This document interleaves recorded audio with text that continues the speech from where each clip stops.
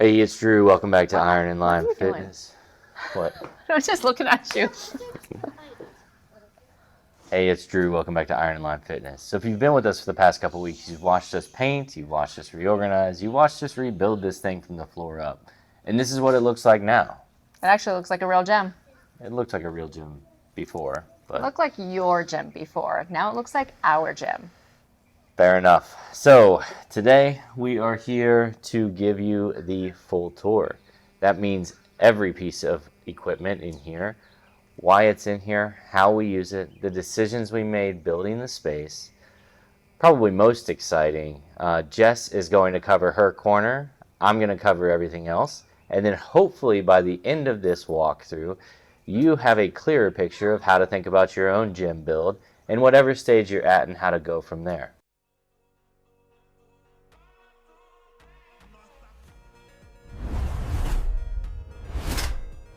Quick context before we dive in. The gym went through a real transformation. We're talking fresh gray paint, a completely reworked layout, new equipment in, old equipment out. If you haven't watched the previous stuff, this will make a lot less sense. You don't have to watch them, but you'll definitely appreciate the difference a lot more. She's right. So let's start at the center of everything. All right, so the Dual Indy. This is the Rogue Dual Indy Functional Trainer, and it is the single best decision I have made for this gym. Single best decision you made in the gym or ever? Single best decision for the gym. So I had the FM6 before this, and that's Rogue's full monster functional trainer with the 1-to-1 lat pull down and low row and the 2-to-1 pulleys. Excellent piece of equipment. I ran into some friction points. I had some issues with not being able to step back for jammers. So with that being the case, I ended up moving on to the Dual Indy. One thing to be aware of, if you're curious as to what the friction points were and why I moved on from the FM6, you can go ahead and watch that video. It's up on the channel. So what the Indy does differently, it gives me this free space inside the rack. It gives me those same 2-to-1 dual 300-pound weight stacks that I can use for the pulley movements. And it really gives me a lot of freedom and flexibility. Similarly, I moved the Rogue banner back and I have kind of full-time quasi-jammer arms on there. So I'm pretty happy with my decision. Now, a functional trainer is only as good as what you can do with it. So let's talk about what's on here. Safety first, and I mean that literally. We've got Rogue safety straps and Bells of Steel safety straps, both on this rig. So I'm going to do a full review that kind of puts them head to head, because I did for a little bit have those Bells of Steel. Now that I've used these for a couple weeks, I am absolutely in love with the Rogue safety straps and the Bells of Steel mag pin add-ons. Surplus strength stealth spotters as well. So these are a different situation for a different scenario, but the combination of the straps on the inside and the spotter arms on the outside gives me flexibility no matter what I'm training. As far as J-cups, we have the 1-inch sandwich J-cups and we have the 2-inch sandwich J-cups. You can go either way. If you go with the traditional Rogue J-cups, you're going to deal with some width issues with the 49 outside to outside. It's a small detail, but I do recommend these sandwich J-cups if you are going to go ahead and purchase. When we talk about the pull-up bar, I went ahead and got the crown pull-up bar, and then I have the elevated bar in there that allows me to hang. As I'm 6'1", the 90-inch rack doesn't quite give me the clearance I need. I can stand and grab this, but with the elevated bar, I'm able to actually go ahead and use them both. And this is the NordicTrack X24 incline trainer. This is my cardio. The incline range on this machine is what separates it from everything else I've ever used. We're talking up to 40% incline. I use it to walk, I use it to run, I use it to just kind of get any type of cardio in. What I absolutely love about the NordicTrack is that I can use it in the wintertime when it's 20 degrees outside, and I can use it in the summertime when it's like 95 degrees outside. What I also absolutely love is we actually pay for the membership, so I can watch one of my shows, I can watch a movie, I can kind of just separate myself from the run. Some people enjoy being engaged in their run. I like to just run and forget that it's even happening so that it just keeps me on going. The NordicTrack also did just update where you can do races. It's actually pretty cool. You can race with other people and you can see where you stand in that leaderboard. So you also have the option just kind of just do a free run, but what I really enjoy doing is choosing one of the runs that they already have preset on the NordicTrack. It changes the speed for you and it also can change the elevation of the run for you as well. It definitely gives me a different push than what I normally would choose for myself.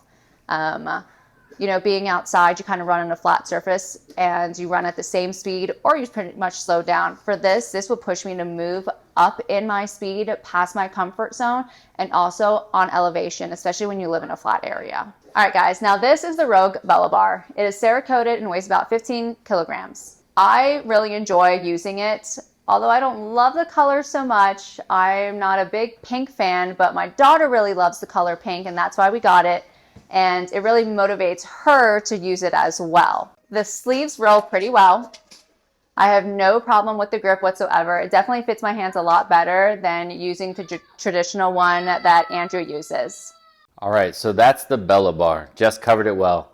Now let me walk you through the rest of what's on this wall, because I have a lot of bars and they're not the same, right? Every bar earns its spot in this gym. I can't really afford to buy more bars. They're pretty expensive. But let me go through them. So one of the original ones I got was the Rogue Ohio Bar in Cerakote. Cerakote's one of the most durable things you can get outside of stainless steel, right? It's 28.5 millimeters. It handles weight well. It handles sweat. It's a little bit more passive than maybe you would get from some of the more grippy stainless steel, right? Or even zinc or chrome.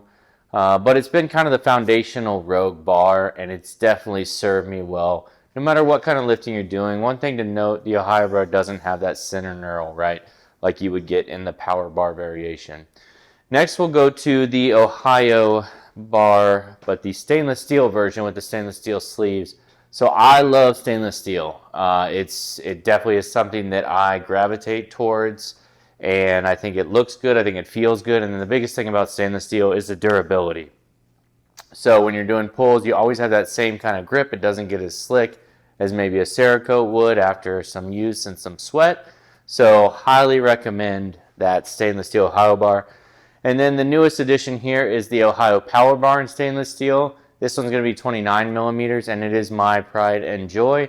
I reach for it for everything. It's got kind of a stiffer shaft, more tensile strength, and then it's got a more aggressive knurling.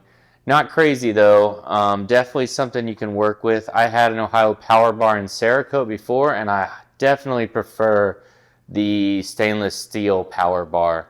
So highly recommend that. It also has this center knurl that kind of gives you that comfort depending on if you're, where you're at on your squat. And last but not least, we have the Rogue Rackable Curl Bar. So the angle here kind of makes it a little bit easier to get your curl work in. I have a lot of options here for using that and doing that kind of work.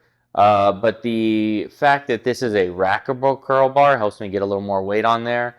And then great sleeves, kind of the same concept as you would get with the Ohio bar. It is only offered in this kind of E-coat. I think it's E-coat is what this is, which I don't love. It leaves the knurl kind of a little bit passive, feels even a little bit less aggressive than the Cerakote. But, for what it is, not a terrible bar. I would recommend. All right, so we have the Rogue shotgun rack here, which allows us to kind of keep, 6 bars on there. And then we also have this Rogue 9-bar holder, which is really good for the specialty bars and keeping some of the things that you maybe wouldn't want to put on a wall or you don't have the spacing for on the shotgun rack. You can go ahead and keep that in the 9-bar holder and keep it upright, which is always convenient. And then over here we come to the wall storage where we have the multi-use rack roller and the surplus strength spotter arms here, and then we also have the iPad holder as well, which helps with the programming. On this wall we also have our rep band holder, attachment holder, whatever you want to call it, and then we have a mini monster strip there that has the bells of steel attachment. I do have 2 additional monster strips that came with the Indy that we are still working out how we're going to use. And then obviously on the back of the CTM1, I have my rack rollers. I have 2 weight horns holding the change plates and the Kensui plates. And then I have those Straydog strength handles, which help if I want to do some pushes, some pulls, deadlifts, all that with the Straydog strength jammer arms. All right, and moving on to the 9-bar holder, we have the Kabuki transformer bar, which I've done a full review on. But in short, it's a configurable safety squat bar with a couple other variations.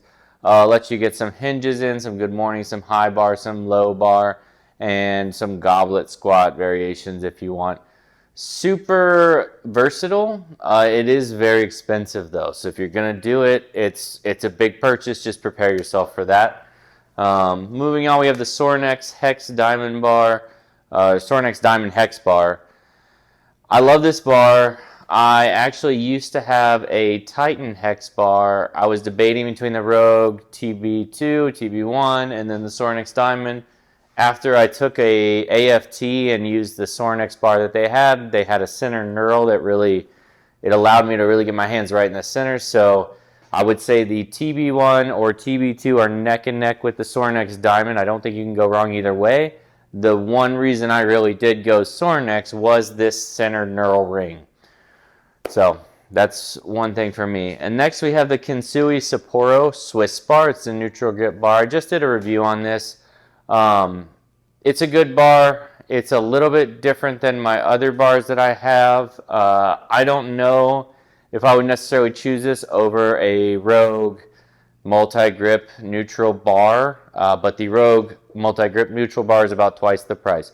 So if you're going to go with that one, it's definitely a substantial increase in price, and the Kensui Sapporo bar does a really good job for its price range. The knurl's good, and my only complaint on it is that it's covered in chrome and the sleeves are potentially a little bit looser than the tolerance that you would get on the Rogue bar. Alright, so here we have the Rogue CTM1. We've already done a review on this, so I'm not going to belabor it. It's something that Jess and I both really love. It's been awesome having a dedicated lat pull low row station, and then having that single 2-to-1 pulley in the middle also helps. So I have no complaints about the CTM1. It also gives you that multi-use seat, which you can flip over for seal rows and for some other supported movements, and it is very versatile. I do love that you can really hop from doing your barbell work in the rack right into doing your low rows or your lat pulls, or the other day, for instance, I was doing squats in the rack and then I hopped over there for some pal-off pulls and pal-off presses. So definitely one of those things that you don't realize how much you love having a separate piece of equipment and a dedicated station until you have it, and then it's a game changer. All right, let's talk plates. So not all plates are created equal. And I think that's important to point out, right, that your needs kind of dictate what you want to do, also how much money you want to spend. So I ended up finding a really good deal on both the Rogue training bumpers and the Rogue competition bumpers. I love the look of the center hub. I love the bounce of competition and training bumpers. And I didn't mind necessarily the echoes. My 10s and 15s are echoes. But I knew that I really wanted to buy the competition or the training bumpers, as I love the look of them and the feel of them when I'm kind of doing weighted deadlifts and stuff like that where things are dropping. I don't do a ton of dropping weights from overhead. I don't do a ton of Olympic lifts at this point in my life. But I know when my sons get a little older, they probably will want to do those things. And these are plates that they're not only thin enough to be able to handle a lot of that, but they're also strong enough to be able to handle it too. So with that, I also have the Rep change plates, and then I have the Kensui gold plated steel plates, which I love, but I don't necessarily use as often. These Rogue competition and training bumpers, I literally use every single day, and they've been fantastic. All right, real quick mention collars. I think these are so important. A lot of people overlook quality collars, and they really shouldn't. If you're doing lifts and potentially, you know, your plates could slide off, you definitely need collars. Good collars can really save you a lot of hassle. I prefer the Rogue HG ones. They have a really good click. They have some solid grip. And then secondly, I have the Lockjaw Pros, which are also good. Not as strong or quality feel as the Rogue HG 2.0s, but They're a little bit cheaper, but not by much. And if you want to get them, there's absolutely nothing wrong with them. They'll hold well. As you can see, I use them on my Rogue weight pin that I use for the Straydog Strength Goat when I do jammer arm stuff. And they've been absolutely fantastic. So I would recommend both. You can't go wrong either way. All right, now when we talk about the bench, the Rogue Manta Ray bench with the foot catch, this is one of probably the most expensive benches out there. But in reality, it does everything that I want it to do. I can do flat, incline, I can do decline with the foot catch. It really is solid. The vinyl is second to none. Absolutely would recommend. And now that I've finally fixed the side-to-side piece, it's very little flex and movement, and I feel super solid. So if you're going to invest and you have extra money to burn, I don't think you can go wrong with the Manta Ray. There are a lot of options in a slightly lower price category that would do the job. But again, the Rogue Manta Ray has been absolutely fantastic, and I have zero complaints about it outside of the initial wiggle, which we were able to fix. All right, so let's talk about Rogue's Monster 3-tier rack and the American Barbell 10-sided urethane dumbbells. We did a review on these. I've been extremely happy with them. The rack I'm a little less happy with because it doesn't cascade, so everything's kind of in the middle. It makes it almost impossible to pick up, especially the heavier weights, without having to reach under. So that's my biggest complaint with that. The American Barbell 10-sided urethane dumbbells, though, have been fantastic. No complaints about that. And one thing I really do love about the Monster 3-tier storage rack is the fact that you can put things all the way up and down, and you can use it kind of as an extra storage rack, which I have done many, many times. So very happy with that. All right, so let's talk about the Straydog Strength Goat attachment. We're back at the dual Indy because this is where it kind of lives. So the Straydog Strength Goat attachment, I have two of them. I got one for each side. I grew up with the jammer arm in the weight room, right? So it's a near and dear to my heart. But what these do is they essentially allow me to do leg extension, legs curls, deadlifts, heel rows, chest presses, so on, right? I can do kind of a lot of different variations of this. They're super easy to remove. I also bought the handles for Straydog Strength, but I end up using the Mutant Metals 12-inch stainless steel handles a lot more, just from a convenience standpoint. In a home gym without dedicated machines for extensions and curls, the Goat solves a real problem. It is a little bit of a setup, 3 to 4 minutes, but I do it once a week, and it turns out to not be as big of a hassle as I thought. The more you do it, the easier it gets. I did not have that ease of tension with the friction with the FM6, so that is why we ended up making the move. But so far, at least for the next 2 years until we move and I can get that hammer strength leg curl leg extension, these Straydog Strength Goats have been absolutely fantastic. No complaints there. All right, when we talk about the Mutant Metals Ultimate Dip Attachment, or the UDA, this is one of those pieces that when you buy it, you know exactly that you got what you wanted, and it has been one of the most versatile and stable dip attachments that I have ever used. The fact that you can take these handles off if you want to, you can move them to different settings. It comes off and stores really easily, and then I also weigh 215. I've had 3 plates on there, and it is stable. So I definitely cannot say enough about how much I recommend it. The reason why I went with this over the Velocidor was that it's a little bit lighter weight, it stores better, it can flip down into place and flip down into storage. I don't need to slide a pin in, and then these handles can go anywhere, and I can use them throughout the rack, whereas the Velocidor had kind of proprietary knobs there. So again, I don't think you can go wrong with either one, but I have been very happy with my Rogue Mutant Metals Ultimate Dip attachment. And lastly, we have the flags. Obviously, we start with the American flag, and that's the most important one. That's the one that I fight for, and the one that Jess fought for. So for all the men and women out there serving as well, I appreciate you and what you do. And I am happy to have given 18 years to the Army, and I look forward to giving a couple more. Then we have the Iron and Lime in Iron We Trust flag. It's available on the website. I love to see this. This is a culmination of a lot of years of hard work and definitely something that I'm proud of. So I appreciate everybody that supports, that buys a t-shirt, buys a flag, or just leaves comments on the YouTube channel. Preferably positive, supportive one, but I enjoy engaging with everybody. Then we have the Army flag up there, which I cannot leave out. It has been really good for me and my family, and it has really taught me a lot in life. Then we have obviously the Chiefs and the Royals. I'm from Kansas, and it's very near and dear to my heart. Kansas City, it will always be in my heart. And so I love that, and I love supporting them as much as I can. There's been a lot of new Chiefs fans in the last 7-8 years. That weren't on the grind with all those playoff losses, but the bandwagon's open, and we're coming back this year, and Mahomes' knee is going to be good. Then we have the Coast Guard, which Jess did a solid amount of time in, and I appreciate her service.